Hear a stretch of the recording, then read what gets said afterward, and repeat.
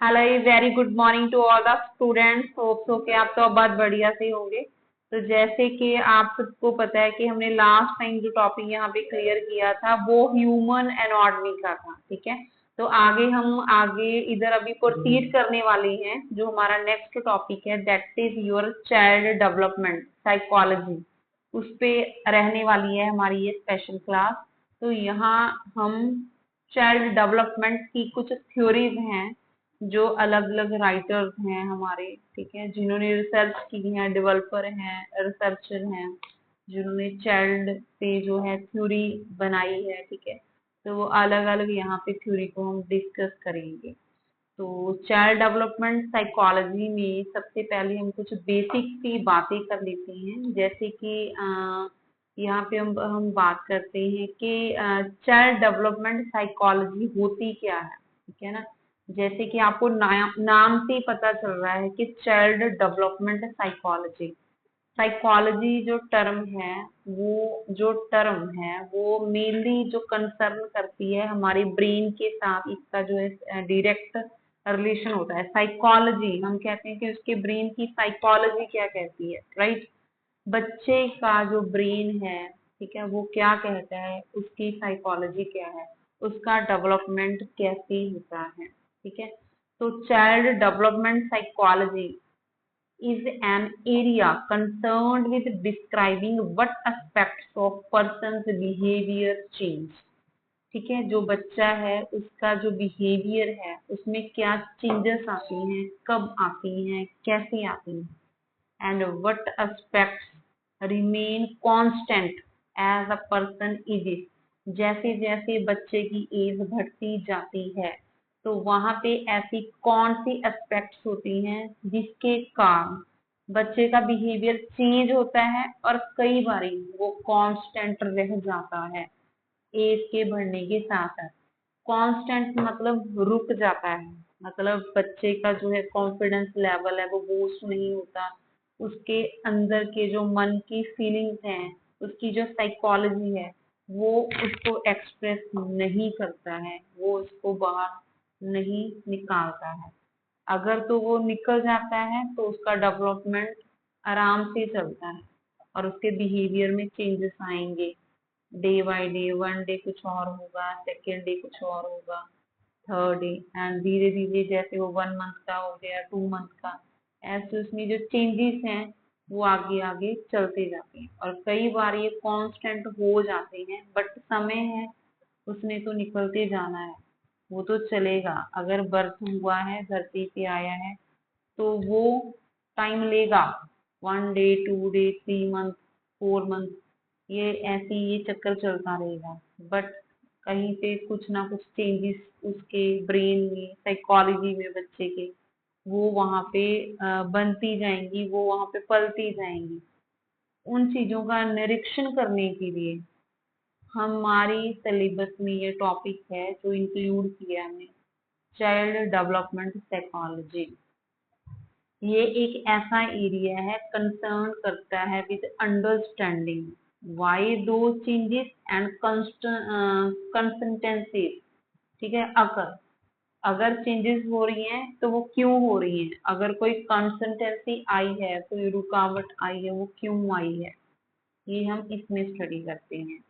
ये एक एरिया है that studies consistency and change from conception through adolescence. Conception, जब माँ के पेट में बच्चे ने मतलब जन्म लिया, वो बना वहां पे। फ्रॉम कंसेप्शन मतलब बर्थ से लेकर जब तक वो अडोलेसेंस में गया, जवानी में गया, तो वो वाला जो पीरियड है, ठीक है। अगर हम उसकी 2 मंथ के महीने की बात करते हैं कि बच्चा 2 महीने का हो गया, 8 महीने का हो गया, 10 का हो गया, 1 साल, 2 साल, 3 साल, मतलब फ्रॉम बर्थ टू अडोलेसेंस, ठीक है ना। 1 से 18 साल के बच्चे के अंदर का जो चाइल्ड का डेवलपमेंट है, चाहे वो जेनिटल क्रॉस कर ही चुका है, चाहे उसका लिटरल जेनिटल है, ठीक है ना, अडोलेसेंस में भी आ गया है, बट उसकी साइकोलॉजी फिर भी उसमें कोई परेशानी है, कोई प्रॉब्लम है, ठीक है ना। तो वो उसका जो एक चक्कर बन रखा है वहां पे, जो एक सिस्टम बन रखा है, ठीक है, उसको हम चाइल्ड डेवलपमेंट साइकोलॉजी समझते हैं, ठीक है। The maturation process biologically and learning process combine to influence development। Maturation process mean to say उसकी बॉडी के जो सभी पार्ट हैं उसका अच्छे से डेवलपमेंट हो गया है या नहीं हुआ है। बायोलॉजिकली उसको कोई डिसीजेस तो नहीं है, बायोलॉजिकल उसकी बॉडी के पार्ट में कहीं पे कोई प्रॉब्लम अराइज तो नहीं हो रही है। उसका लर्निंग प्रोसेस क्या है, उसका मेंटली लेवल क्या है, किसी चीज को लेकर उसका जो पॉजिटिव आउटकम है और नेगेटिव आउटकम है वो क्या है, वो क्या निरीक्षण करता है, वो उसका क्या रिजल्ट निकालता है। अगर कोई चीज अच्छी है उसके प्रति वो नेगेटिव आउटकम दे रहा है तो वहां पे डेवलपमेंट में कोई प्रॉब्लम हुई है। ये सभी चीजें डेवलपमेंट को इफेक्ट करती हैं। तो जैसे हमने जब स्टार्ट किया था ये कोर्स वहां पे हमने डोमेन्स पढ़े थे डेवलपमेंट में, बट इन शॉर्ट हम यहाँ पे फिर से दोबारा से डिस्कस कर लेते हैं। लाइक अगर हम डोमेन्स की बात करते हैं तो आपको पता है कि फिजिकली, ठीक है, फिजिकली जो है डोमेन ये इम्पोर्टेंट है, कॉग्निटिव है, इमोशनल एंड सोशल। जैसे फिजिकली उसकी जो बॉडी है, साइज है उसका वो बढ़ता है, ठीक है, उसका वेट भी बढ़ेगा, अपीयरेंस उसका, शरीर देखने में कैसा है, बच्चा दिखने में कैसे लग रहा है, उसकी अपीयरेंस क्या है, उसकी लुक कैसी है, उसकी जो बॉडी के सिस्टम है, हमारी बॉडी में आपको पता है बहुत से सिस्टम है, डाइजेस्टिव सिस्टम है, रेस्पिरेटरी सिस्टम है, राइट, एक्सक्रीटरी सिस्टम है, सर्कुलेटरी सिस्टम है, हमारी बॉडी के सभी सिस्टम है, ठीक है। हमारी बॉडी की हेल्थ, ठीक है, हमारी मोटर कैपेसिटी, किसी चीज को खाना, कोई काम करना, मतलब हमारी बॉडी के सिस्टम ये अच्छे से वर्क कर भी रही है या नहीं कर रही। जो चीज दिखने से हमें पता लगती है उसको फिजिकल बोलते हैं। जो चीज हमें दिखने से पता लग रही है ना, अभी दिख रही हूँ मैं आपको, ये मेरा फिजिकल है, आप मुझे फिजिकली यहाँ पे देख रहे हो, तो ये मेरी फिजिकल अपीयरेंस है, मेरी बॉडी वर्क कर रही है नहीं कर रही है, तो ये मेरा फिजिकली जो मेरा सिस्टम है ये आपको दिख रहा है। कॉग्निटिव में हम बात कर लेते हैं अटेंशन, मैंने स्कूल का काम किया या मैंने स्कूल का काम नहीं किया। मेमोरी, मैं भूल गया, क्या मुझे बोलना आ गया। लैंग्वेज, जैसे हमारी मदर लैंग्वेज होती है वही बच्चा सीखता है, क्या उसमें कोई प्रॉब्लम है, ठीक है। उसकी जो इंटेलेक्चुअल एबिलिटीज हैं, अटेंशन, वो उसका ध्यान देना, मेरे मम्मी पापा उनको पहचानना, मेमोरी, ठीक है, उसकी मेमोरी, अगर आज उसने बच्चे ने छोटे बच्चे ने कोई चीज सीख ली है तो दोबारा से उसको रिपीट करता है या उसको पता नहीं लग रहा है, उसकी मेमोरी अच्छे से वर्क कर रही है। लैंग्वेज फ्लुएंसी कैसी है उसकी, उसको बोलने में तो दिक्कत नहीं आ रही है, वो बोल पा रहा है, उसको हमारी लैंग्वेज समझ में आ रही है। जैसे 2 ईयर का बच्चा हो जाता है तो वो इजीली हर एक चीज को मतलब मैनेज करना सीख लेता है, उसकी मेमोरी भी बन जाती है, उसके जो मतलब लैंग्वेज स्किल है उसका वो भी प्रोनाउंसिएट कर लेते हैं आराम से। थर्ड आ गया इमोशनल एंड सोशल, वो सोसाइटी में कैसे रह रहा है, उसका इमोशनल कम्युनिकेशन कैसा है, वो जिद्दी है, वो रो रहा है, वो मतलब शेयर कर रहा है अपनी चीज, वो अपने आप को अंडरस्टैंड कर रहा है नहीं कर रहा है। नॉलेज अबाउट अदर्स, उसको अपने रिलेटिव में पता है कि कौन उसका क्या लग रहा है रिलेशन में। उसके स्किल्स, उसको पता है अगर मुझे गर्मी आ रही है फेस पे या कोई मुझे प्रॉब्लम है तो मैंने यहाँ पे खारिश करनी है, ये प्रॉब्लम है। तो ये सब जो है यहाँ पे हम स्टडी करते हैं, लैंग्वेज भी मैटर करती है, मेमोरी भी मैटर करती है, अटेंशन भी है जो वो मैटर करती है, ठीक है। इमोशनली में हमारा जो कम्युनिकेशन है, कोई रीजन है, बच्चा रो रहा है, इसका रीजन क्या है, उसको आपकी बात समझ में आ रही है नहीं आ रही है, मैंने खाना खाना है, इतना खाना है, मैंने जो है खाने में ये खाना है, मैंने ये नहीं खाना, जिद है, जो वो रीजनिंग उसको क्लियर हो रही है, मदर आगे से इसका रिजल्ट बता रही है कि नहीं बेटा ये आपकी हेल्थ के लिए बढ़िया है, उसको ये चीज समझ में आ रही है या नहीं आ रही है। ये इमोशनल सपोर्ट है बच्चे का, सोशल, सोसाइटी में कैसे रहना है, ये डोमेन्स है डेवलपमेंट के। ये तीनों चीजों से हमें पता चल रहा है कि बच्चा हमारा अब नॉर्मल है या नॉर्मल। तो हर एक domain, each domain influenced by changes in each other develop domain। अगर हमारे डोमेन के ये 3 डेवलपमेंट में कहीं पे भी किसी भी जगह पे प्रॉब्लम आ रही है, चाहे वो हमारा कॉग्निटिव है, चाहे हमारा इमोशनल है, चाहे हमारा फिजिकल है, तो हमारी बॉडी, बच्चे का जो डेवलपमेंट है वो 0 है अगर कोई भी एक चीज में प्रॉब्लम है, क्योंकि एक डेवलपमेंट दूसरे को इफेक्ट करेगा ही करेगा। तो यहाँ पे वो इफेक्ट उसको कर रहा होगा। तो ये हमने यहाँ पे समझना है, अगर एक में प्रॉब्लम है तो दूसरे डेवलपमेंट में प्रॉब्लम खुद से खुद हो जाएगी, क्योंकि वो तो हमारी बॉडी का ओवरऑल डेवलपमेंट हो गया ना। उसमें अगर चेंज आ गया, उसमें अगर प्रॉब्लम आ गई, तो फिर बच्चे में तो नॉर्मलिटी आएगी ना। ठीक है, तो मान के चलो for example new motor capacities like walking, बच्चा चलना सीखता है, contribute greatly to infant understanding of the surrounding. अगर बच्चा चल रहा है तो हमें बहुत अच्छा मतलब महसूस होगा कि हाँ, अगर उसने चलना स्टार्ट कर दिया है इट मीन्स वो ओके है। ठीक है, वो अपनी सराउंडिंग को देख रहा है, उसने वहां पे पहुंचना है। तो बच्चे की ये फीलिंग्स को हम महसूस कर सकते हैं। तो पीरियड्स ऑफ डेवलपमेंट ये भी हमने पहले स्टडी किया था, तो अभी दोबारा हम देख लेते हैं एक बार इन शॉर्ट, यहाँ पे स्टडी कर लेते हैं। पीरियड्स ऑफ डेवलपमेंट, इसको हम जैसे यहाँ पे दिखाया हुआ है, 5 जो पार्ट है इसके, उनमें हमने इसको डिवाइड किया हुआ है। First that is your prenatal, second infancy and toddlerhood, third early childhood, fourth middle childhood and fifth that is your adolescence. Right, तो फर्स्ट जो प्री नेटल स्टेज होती है डेवलपमेंट की, तो उसमें हमारा जैसे कंसेप्शन हुआ, मतलब जो बच्चा है हमारी वोम के अंदर है, ठीक है, कंसेप्शन टू बर्थ, जब तक उसका बर्थ नहीं हो जाता prenatal stage of development कहलाती है। ठीक है, तो बच्चा मदर की वूम के अंदर होता है।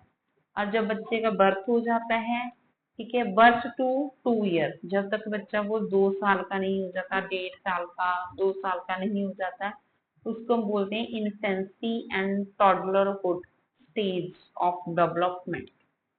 थर्ड वन अर्ली चाइल्डहुड, 2 से 6 साल का जो बच्चा है उसको हम अर्ली चाइल्डहुड की कैटेगरी में रखते हैं। मिडिल चाइल्डहुड 6 से 11 साल का बच्चा उसमें आ जाता है। जब वह बच्चे के 11 साल कंप्लीट हो जाते हैं तो अडोलेसेंस बच्चे का वो स्टार्ट हो जाता है। वो तब तक चलता है जब तक उसका पबर्टी एज नहीं आ जाती, मतलब वो जवान नहीं हो जाता। 11 से 8 ईयर की स्टेज है जो यहाँ पे अडोलेसेंस कहलाती है।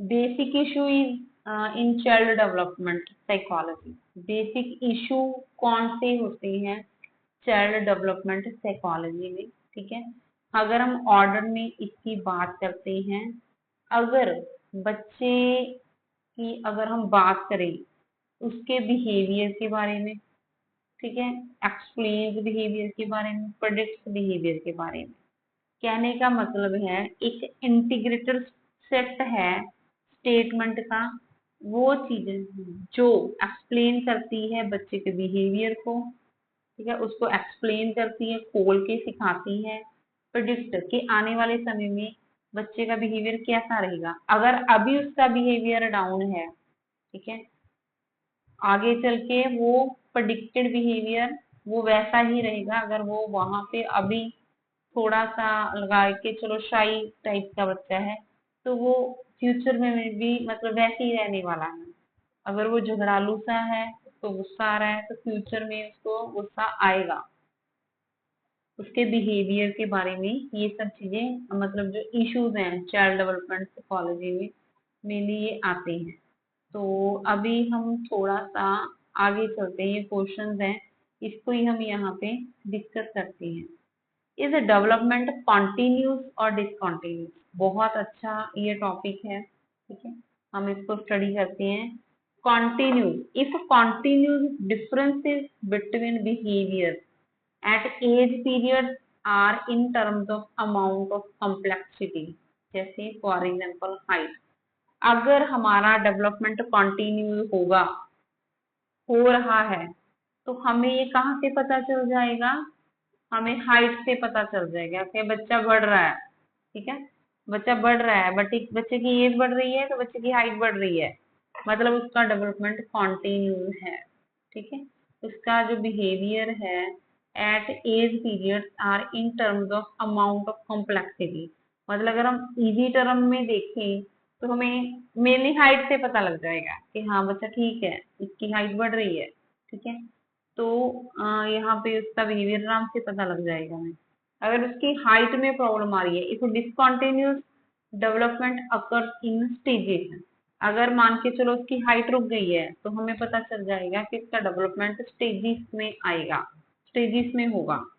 New ways of understanding and responding to the world emerges at specific time. आगे चल के मतलब उसका जो एज है वो बढ़ सकता है। कई बार हम नहीं कह देते नॉर्मली कि हाँ इसका एज अभी मतलब हो रहा है, बट इसका हाइट अभी चल रहा है। कुछ समय बाद हम बोलते हैं कि इसका हाइट अभी बढ़ नहीं रहा, वही कपड़े आ रहे हैं, वही क्लोथ आ रहे हैं, तो इट मीन्स उसका वहां पे डिसकंटिन्यूज हो गया डेवलपमेंट। बट वो अगर जेनेटिकली देखें, हम जैसे मदर मदर देखते हैं, फादर देखते हैं, उसका हाइट का देखते हैं, तो वो एक्चुअल में उनके जैसे ही होगा, क्योंकि ये जेनेटिकली प्रूवन है। ठीक है, कि पेरेंट्स के ऊपर ही जाएगा बच्चे का हाइट। ठीक है, कई बार वो रिज्यूम करके दोबारा से आफ्टर 1 ईयर दोबारा से रीस्टार्ट हो जाता है, तो हमें पता चल जाता है कि इसको अभी टाइम लगेगा, ये डेवलपमेंट हो रहा है, स्टेजेस में होगा, बट होएगा जरूर, बट स्पेसिफिक टाइम पे होगा। ठीक है, नेक्स्ट है वन कोर्स ऑफ डेवलपमेंट।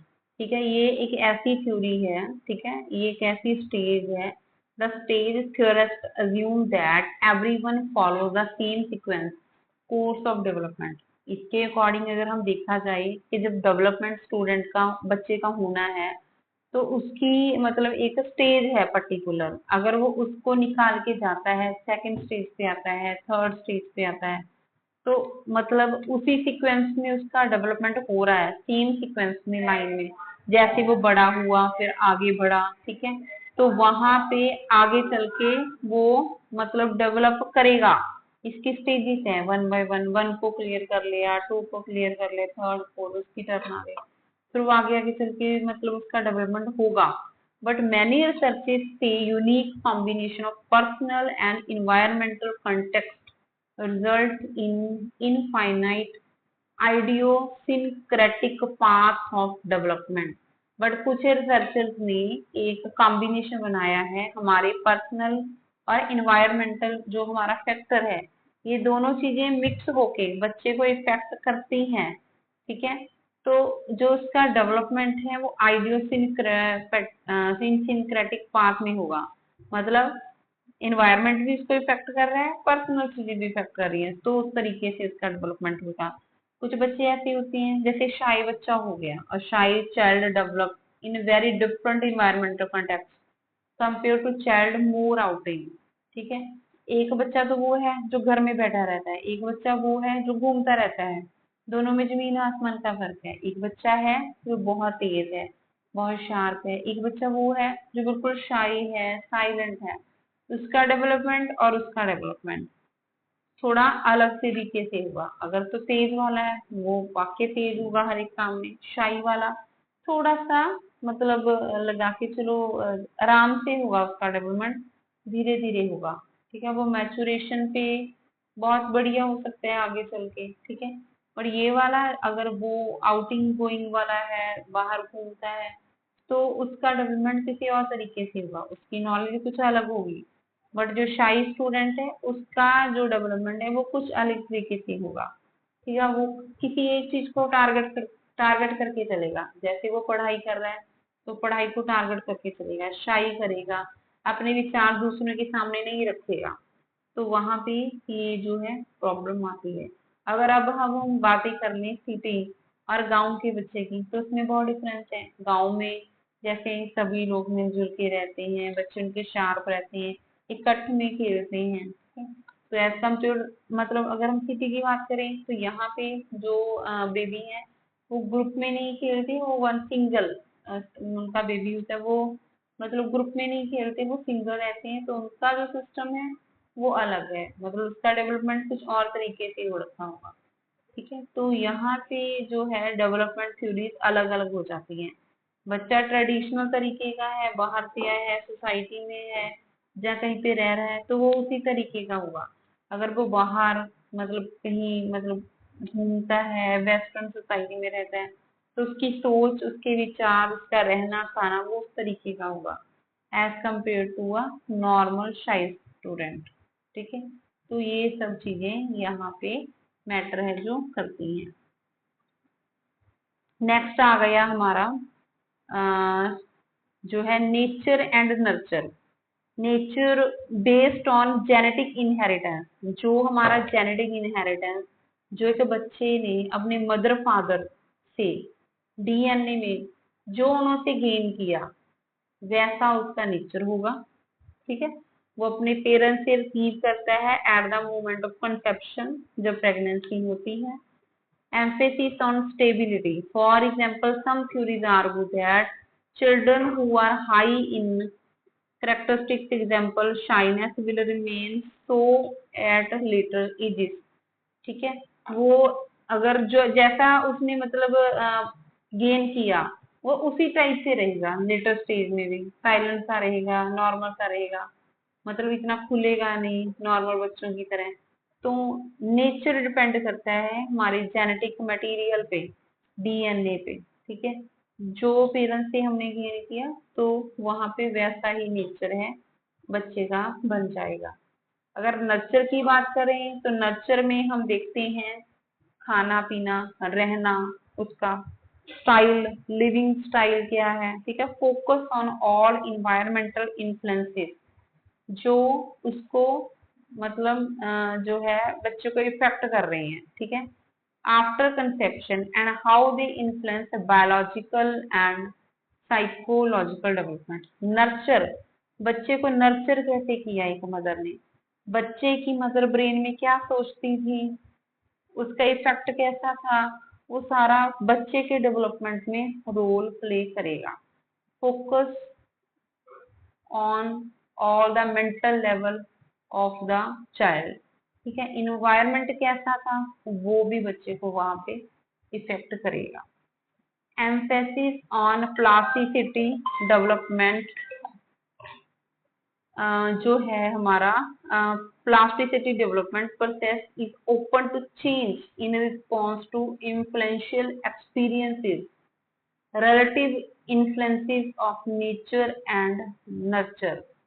मतलब जो है हमारा सिस्टम, मतलब अगर नर्चर की बात करें चाहे नेचर की बात करें, वहां पे ये जरूरी हो जाता है कि मतलब दोनों अलग अलग अपना रोल प्ले कर रहे हैं, नेचर ने अलग किया, नर्चर ने अलग किया। ठीक है, is open to change in response to influential experiences. ठीक है, ये ओपन है। अगर नर्चर में वहां पे डेवलपमेंट में कोई प्रॉब्लम आएगी तो बच्चे ने वो चीज गेन कर लेनी है। अगर नेचर की बात करें, जैसे उसका आफ्टर कंसेप्शन जो डेवलपमेंट हुआ जैसे भी हुआ तो वो उसने वहां पे चीज को गेन कर लेना है वैसी वही तरीके से। मतलब ये सब चीजें हैं जो इन्फ्लुएंस करेंगी बच्चे के डेवलपमेंट को, मतलब नेचर और नर्चर ये दोनों बच्चे का जो है, बच्चे का बॉडी है, बच्चे की साइकोलॉजी है, इसमें अपना रोल प्ले करते हैं। The nature and nurture controversies asks why genetic and environmental factors are more important as a underlying causes of development। ये बहुत जरूरी है दोनों। ठीक है, कंट्रोवर्सी है, उसने अपना अलग तरीके से इफेक्ट छोड़ना है नेचर ने, नर्चर ने अलग तरीके से छोड़ना है, और बच्चे पे जो इफेक्ट पड़ना है वो अलग है। ये जो थ्योरीज हैं grant roles to both nature and nurture but they vary in synthesis, दोनों का रोल अलग अलग है, इफेक्ट पड़ेगा, दोनों को ग्रांट है, दोनों रोल प्ले करते हैं बट अपना अलग अलग तरीके से करते हैं। थ्योरिस्ट जो है who emphasize stability typically stress the importance of heredity and early experiences। other theorists जो है see development as having substantial plasticity through out life, ये सारी लाइफ जिंदगी है जो चलता ही रहता है। तो कहीं कुछ बोलते हैं, किसी का कहना कुछ है, मतलब ऐसे ही ये सब चलता रहता है। तो ये एक पड़ाव है जिंदगी का, मतलब इसमें चलते ही रहना है। आगे यूनिवर्सल वर्सेस कल्चर स्पेसिफिक क्या है? यूनिवर्सली ग्रो करेगा बच्चा जब कल्चर इफेक्ट करता है उसको mainly. fact the vast majority of child development research has involved researchers and participants from Western culture. Main problem is making assumption about development based on the Western culture. Can address this problem by studying development in different culture and comparing similarities and differences between cultures to create framework theory. जैसा culture रहेगा बच्चे का development growth का वैसा हो जाएगा, ठीक है। जैसा पहना होगा, जैसे खाने पीने का होगा, वैसे हो जाएगा वो। यूनिवर्सल अगर एक मेजोरिटी है, हाँ हमारे तो यही खाना खाते, तो वो उस तरीके का खाना स्टार्ट कर देगा। मतलब कल्चर स्पेसिफिक, अगर एक सिटी में, एक कंट्री में ये कल्चर है, दूसरे में नहीं है, तो उसका डेवलपमेंट थोड़ी ना जाएगा। वो उस हिसाब से उस डेवलप जो है कंट्री है वहां पे डेवलप कर लेगा। तो ये अकॉर्डिंगली कुछ मतलब थ्योरी वाले मानते हैं कि ये भी थोड़ा बहुत इसमें रोल है जो प्ले करते हैं। बट अभी हम यहाँ पे कुछ सीरियस जो अच्छी थ्योरीज है आपके सिलेबस में है उसके बारे में ही डिस्कस करेंगे। तो हमारे पास यहाँ पे बहुत सी थ्योरी हैं, लाइक साइको एनालिटिकल थ्योरीज हैं, ठीक है। फ्रॉड सेक्सुअल साइकोलॉजिकल थ्योरी है, ठीक है। एरिक्सन साइकोलॉजिकल थ्योरी है, लर्निंग थ्योरीज है बिहेवियर के ऊपर, ठीक है। बंदूरस सोशल लर्निंग थ्योरी है, पियाजेट थ्योरी है, ब्रोफ एंड ब्रेनर थ्योरी है। तो अभी हम फर्स्ट जो है थ्योरी है उसको स्टडी करते हैं, दैट इज योर फ्रॉड, ठीक है। साइको जो है sexual theory. Children comfort conflicts between biological drives and social expectations, and how these conflicts are resolved shape personality. तो जो बच्चे हैं, ठीक है, उनका जो बायोलॉजिकल ड्राइव है, बॉडी का जो इम्यूनिटी है, ठीक है, फ्रेड्स हैं जो, मतलब ये एक ऑस्ट्रियन के रहने वाले हैं ये।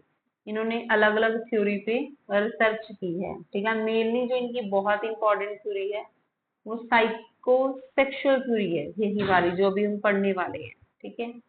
तो जो सोशली बच्चा रह रहा है सोसाइटी में, उसने बहुत कुछ वहां से गेन किया। सेकेंडली बायोलॉजिकली उसका बॉडी भी डेवलप हो गया। तो ये दोनों चीजें हैं, अगर ये दोनों चीजें मैच्योर हो गई हैं, ठीक है, उसका बायोलॉजिकली इंटरनली बॉडी सिस्टम तैयार हो गया है और सोशली वो अच्छे से विचर रहा है दुनिया में, ठीक है, अच्छा उसका रोल है सोसाइटी में, तो उसकी जो पर्सनैलिटी होगी वो शार्प शेप की होगी, मतलब उसे हर एक चीज की नॉलेज होगी। Freud theorized that children go through a sequence of 5 stages with the sexual impulses shifting from their focus. जब उसने अपनी लाइफ स्टार्ट करनी है तो 5 स्टेजेस में से जो है उसकी बॉडी निकल के जाती है। At each stage parents walk a fine line between permitting too much और too little gratification of the sexual impulse, ठीक है। ये 5 स्टेजेस जब बच्चे की निकलनी है तो पेरेंट्स रिस्पॉन्सिबल उसके लिए, पेरेंट्स उसके साथ चलता है, पर पेरेंट्स ही उसको परमिशन देता है, ठीक है। बहुत ज्यादा की, टू लिटिल की, जैसे जो भी आपका कंसेप्ट है उसी हिसाब से उसने आगे चलना है। तो ये तो है नहीं कि उसका बायोलॉजिकल बॉडी का सिस्टम खुद से रेडी हो गया, नो, समझ तो टाइम टू टाइम ही आनी है ना बच्चे को, ये सिस्टम यहाँ पे लग रहा है। तो अगर हम स्टेजेस की बात करें, fraud psycho sexual stages of development, तो वो मेनली यहाँ पे आपके सामने दिखाई दे रही है।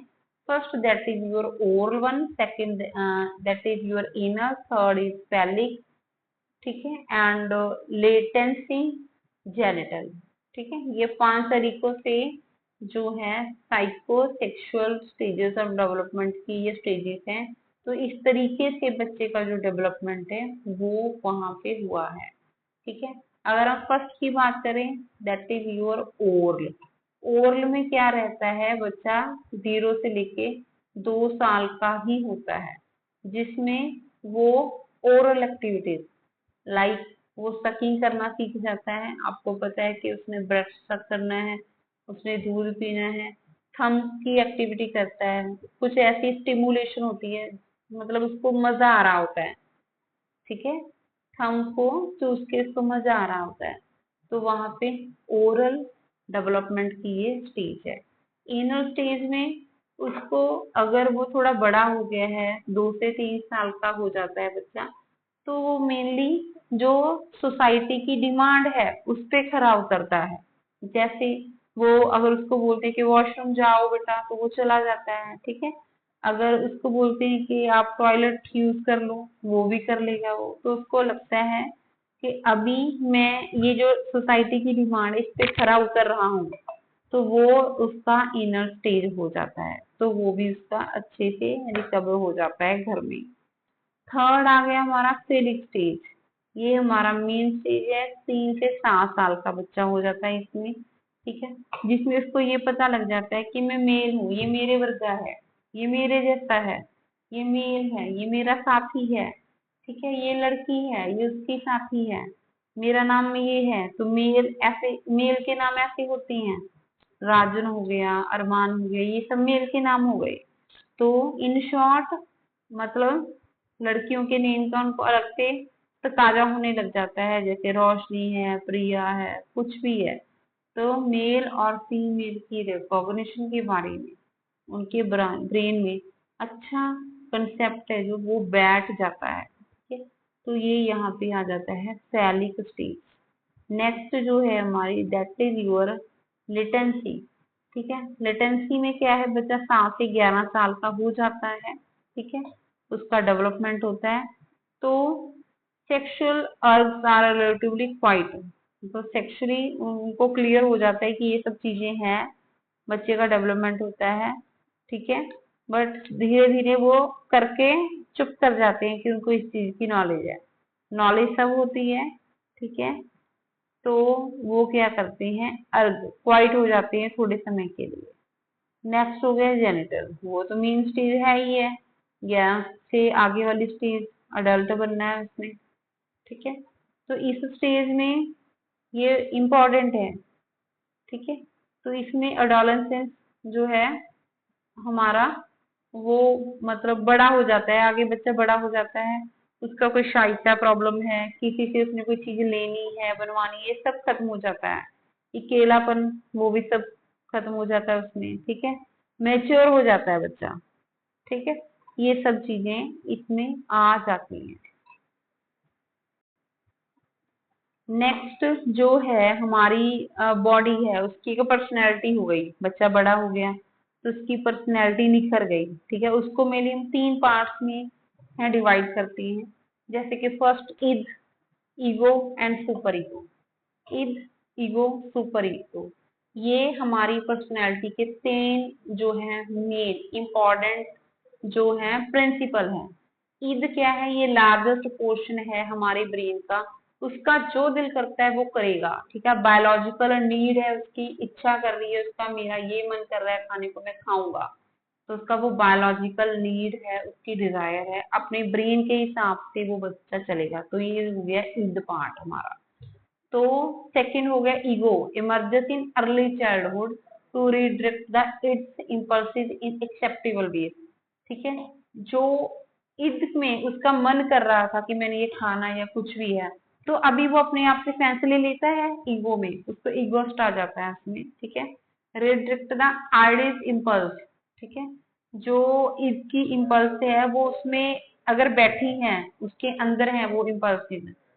आपको आपको ये कंसेप्ट भी क्लियर होगा, हमने न्यूरो इम्पल्स के बारे में पढ़ते हैं, जैसे ब्रेन, ठीक है, इम्पल्स भेजती हैं। ठीक है, वो उसके हिसाब से जो है ईगो में यहाँ पे वो आगे मूव करती हैं। वो एक्सेप्टेबल वे से उसको देखता है और आगे उसमें बढ़ता है, और अगर उसका दिल करता है तो मैं वो काम करना है तो वो मैं करूंगा।